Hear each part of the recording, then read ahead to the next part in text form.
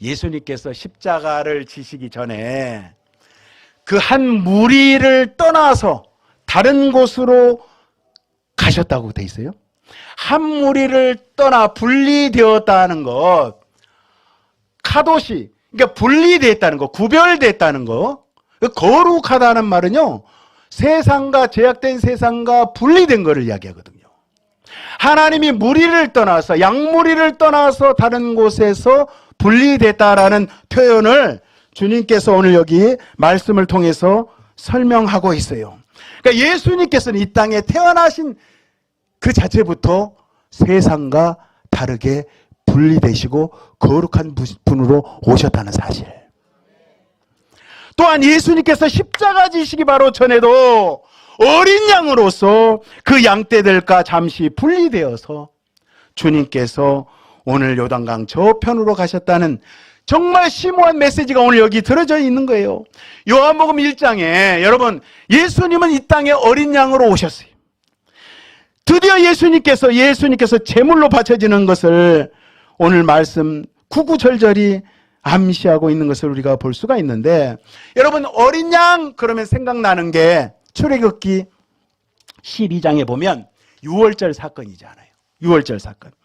제가 한번 읽어볼게요. 12장 3절 이하에 여러분 다 같이 보겠습니다. 너희는 이스라엘 온 회중에게 말하여 이르라. 이달 열흘에 너희 각자가 어린 양을 잡을지니 각 가족대로 그 식구를 위하여 어린 양을 취하되, 그 어린 양에 대하여 식구가 너무 적으면 그 집의 이웃과 함께 사람 수를 따라서 하나를 잡고 각 사람이 먹을 수 있는 분량에 따라서 너희 어린 양을 계산할 것이며, 너희 어린 양은 흠없고 1년 된 수컷으로 하되 양이나 염소 중에서 취하고 이달 열나흘날까지 간직하였다가 해질 때에 이스라엘 회중에 그 양을 잡고. 할렐루야. 자, 어린 양을 잡을 때 어떻게 하라고 되어 있냐면 그달 14일 날 잡으라고 했는데, 자, 10일에 잡아서 양떼와 분리시키라는 거예요. 그래서 14일에 죽인다 이 말이에요. 이 모습은 바로 오늘 여기 말씀, 어린 양 대신 예수 그리스도를 오늘 예수님이 어린 양으로 그대로 살아가고 계시고 그렇게 그대로 오늘 표현하고 있는 거예요. 그래서 예수님께서 저와 여러분을 위해서 죽어주셔야지만이 이 역사가, 이 대속의 역사가 이루어지는 거예요. 여러분, 요한은 요한복음에서 이스라엘 과거의 6월절에 출애굽을 하려고 할 때에 이스라엘의 여러분 장자들을 살리기 위한 하나님께서, 자, 6월절에 죽게 되는 그 어린 양의 모습으로 예수님께서 오셨는데, 그 삶을 통해서 예수님의 삶, 33년의 삶을 보면 처음부터 끝까지 그것을 표현하고 있는 거예요. 여러분, 예수님께서 분노하시고 예수님께서 막 진노하시고 화를 내시고 욕을 하실 때는 쓸데없이 욕을 내시고 화를 내신 것이 아니라 예수님은 비진리 앞에 그렇게 행하셨던 거예요. 거짓 앞에, 거짓을 말하는 당시 종교 지도자들 앞에, 하나님이 받지 않는 제사, 하나님이 받지 않는 그 예배자들 앞에 주님께서 말씀을 그렇게 하셨던 거예요. 자, 오늘 보니까 돌로 쳐 죽이려고 하는 이들 앞에 주님께서는 어떻게 말씀하십니까? 그래, 맞아. 너희들 죄인된 내 말기도 못 알아듣고 하나님께서 그렇게 많은 선지자들을 통해서 율법의 말씀을 통해서 하나님의 뜻을 전했건만 또 예수님이 오셔서 많은 비유로 그렇게 설명하시고 많은 기적과 이적과 어떻게든지 아버지 하나님의 뜻을 알게 하시기 위해서 애쓰셨건만 하나님의 뜻을 못 알아듣는 거예요. 말귀를 못 알아듣는 거예요. 말귀를 못 알아듣는 저들에게 그래, 내가 죽어주마, 내 생명을 너희들에게 주마, 주님께서 오셔서 그렇게 하셨다는 거예요. 여러분, 요한복음 10장 28절 이하 다시 보겠습니다. 내가 그들에게 영생을 주느니, 오늘 여기 보니까요, 영생을 주님이 주셨다 그랬어요. 우리가 믿어서 쟁취하는 것이 아니라 주님이 일방적으로 우리에게 주셨다는 사실이에요. 영원히 멸망하지 아니할 것이요 또 그들을 내 손에서 빼앗을 자가 없느니라.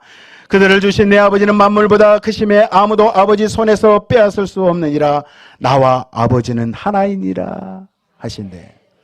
예수님께서 나와 아버지는 하나이다 그러니까 유대인들이 말귀를 못 알아듣으니까 열받은 거예요.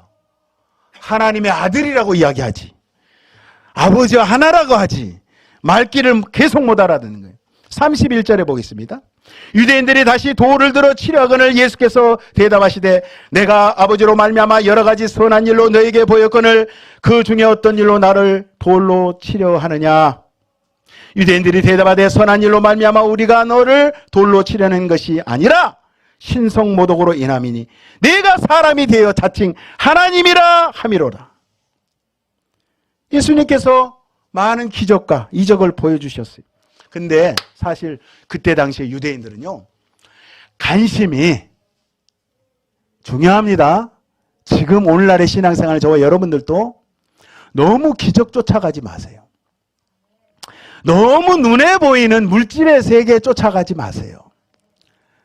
여러분, 하루 한 끼 먹은 걸로, 두 끼 먹은 걸로 자족하시기 바랍니다. 요즘은 너무 많이 잡숴가지고 비만으로 죽어가. 비만으로. 남한은 많이 먹어서 죽어가고 북한은 많이 못 먹어서 굶주려서 영양실조로 죽어가고. 제가 중국에서 탈북자 사역을 할 때 많이 봤어요. 너무 비참해. 여러분, 세 끼도 너무 많아. 두 끼, 아니 1.5끼 정신만 잘 잡수시고 아침하고 점심은 먹는 둥 마는 둥 하시고, 예? 할렐루야. 먹는 것으로 자족하시고 감사하시고,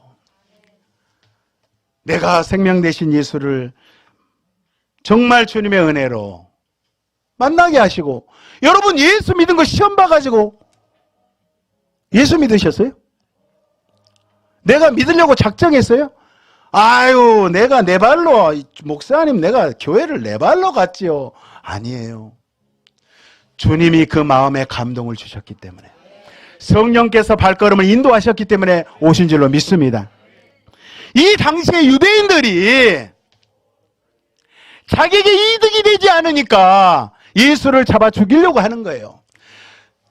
막말로 종교 장사가 안 되니까, 종교를 통해서 돈벌이가 안 되니까 예수를 잡아 죽이려고 하는 거예요. 34절 이하에 다시 보겠습니다.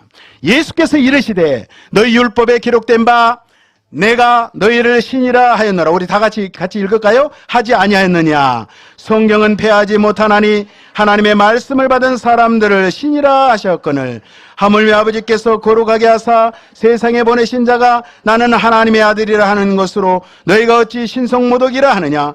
만일 내가 내 아버지의 일을 행하지 아니하거든 나를 믿지 말거니와 내가 행하거든 나를 믿지 아니할지라도 그 일은 믿으라. 그러면 너희가 아버지께서 내 안에 계시고 내가 아버지 안에 있음을 깨달아 알리라 하시니 그들이 다시 예수를 잡고자 하였으나 그 손에서 벗어나 나가시니라. 자, 오늘 말씀의 핵심이 어디냐? 오늘 말씀의 노른자가 여기에요. 내가 너희를 신이라 하였노라. 예수님이 정말 예수님의 말씀은 한 말씀이 진리야. 틀린 말씀이 하나도 없어. 완벽 그 자체인 거야. 아, 유대인들이 그렇게 이야기했을 때, 돌로 쳐 죽이려고 했을 때, 따지고 막 항변했을 때 예수님께서 기가 막힌 말씀을 하십니다. 자, 하나님의 말씀을 받은 사람들을 신이라 하셨거늘 예수님께서 구약 성경 시편 82편을 그대로 인용하시는 거예요. 82편 그대로 인용하시는데, 구약의 율법이 하나님의 말씀은 받은 자들, 하나님의 말씀을 받은 자들을 신들이다 이렇게 해요. 이게 한국어 성경에 이렇게 돼 있으니 도대체 뭔 말인지 몰라요. 그래서 제가 오늘 이거를 아주 자세히 설명을 해드리려고 해요.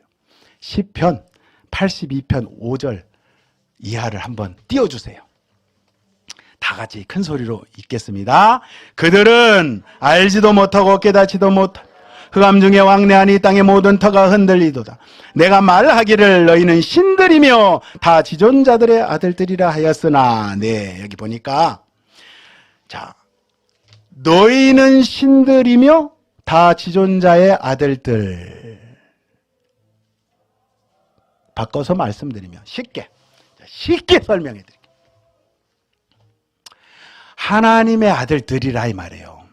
자, 너희는 신들 그러니까 도대체 무슨 신이 이렇게 많나? 그게 아니라 오늘 여기 본문의 말씀을 히브리어 한번 단어 띄워주세요.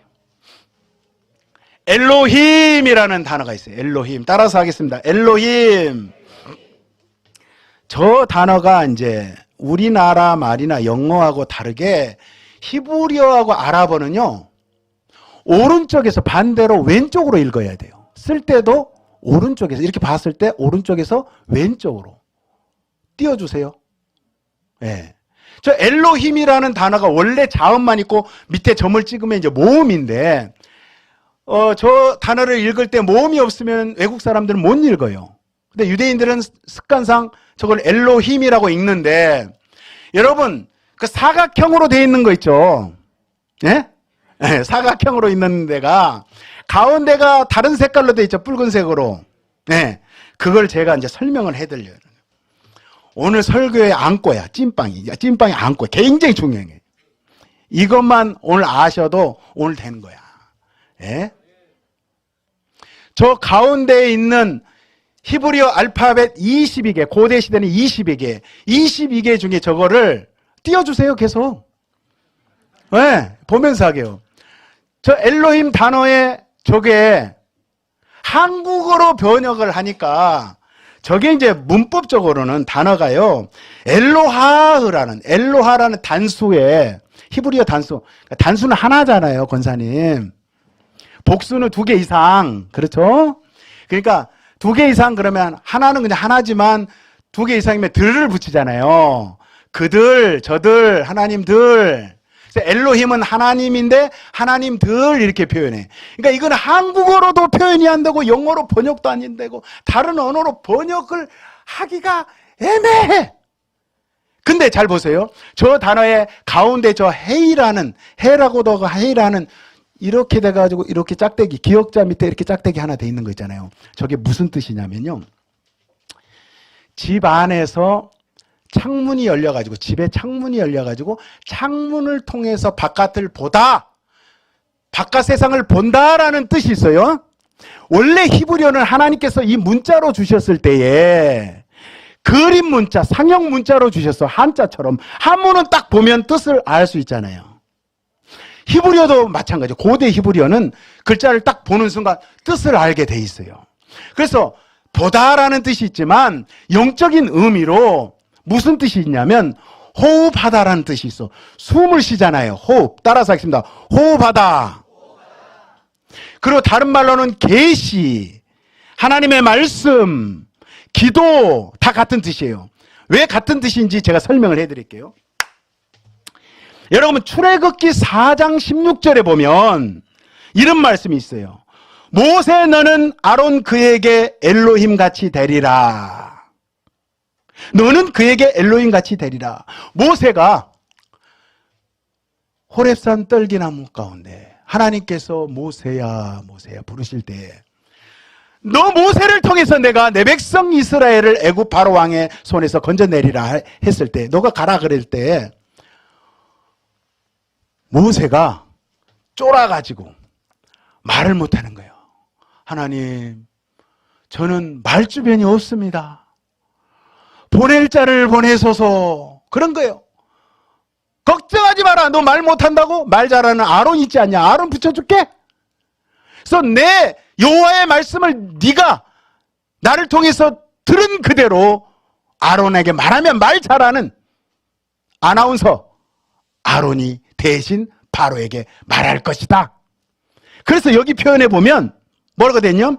모세 너는 아론에게 엘로힘 신들같이 되리다 엘로힘이라는 단어를 똑같이 쓰고 있어요. 그러니까 예수님께서 이렇게 말씀하신 지금 유대인들에게 말씀하면서 자 모세도 신들 엘로힘이라고 말하지 않았더냐. 그런데 나 예수가 하나님의 아들이라고 말했기로서니 뭐 잘못됐냐? 못 믿겠냐? 이 말씀인 거예요. 그러니까 아까 저 히브리어를 한번 띄워주세요. 골수에 사무치도록 보셔야 돼. 중요하니까. 저 가운데 있는 저 단어, 저 알파벳 헤이가 무슨 뜻이냐면 여러분 창세기 2장 7절에 보면 그냥 들으세요. 야훼 하나님이 땅의 흙으로 사람을 지으시고 생기를 그 코에 불어넣으시니 사람이 생명이 되니라. 하나님께서 우리를 지으실 때 우리 코에 생기를 부어 넣어 주셨어요. 잘 들으세요.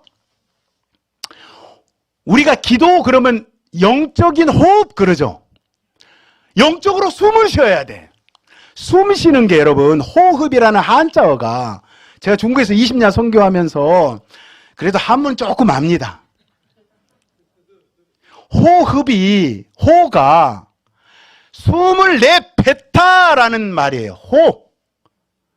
흡은 숨을 들이마시다라는 뜻이에요.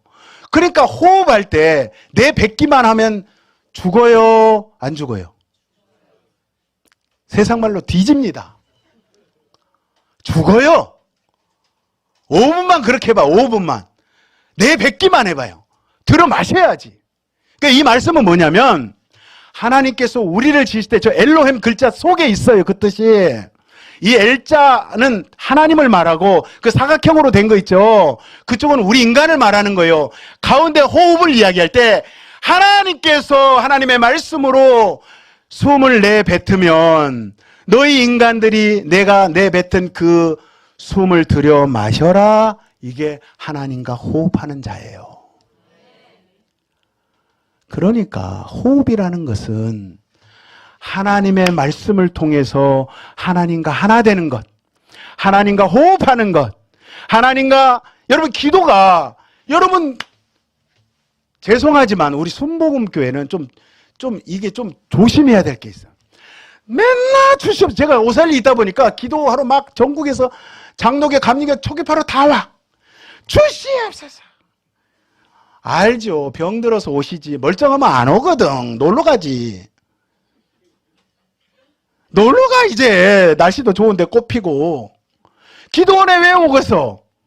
암병 걸려서 오고 사업이 안 되고 남편 속썩이고 자기 새끼 말 안 듣고 그래서 온다 뭐. 주시옵소서 주시옵소서 끊임없이 달래. 내가 하나님에도 기분 나빠서 뭐 안 해주겠어. 내가 준 게 얼만데 왜 달라고 뭐 하냐. 그러니까 기도의 원뜻을 모르는 거예요. 기도라는 것은 뭐 소원 성취의 만사 형통이 아닌 거예요. 기도는 내가 하는 것이 아니라 하나님께서 나를 통해서 해 주시는 거예요.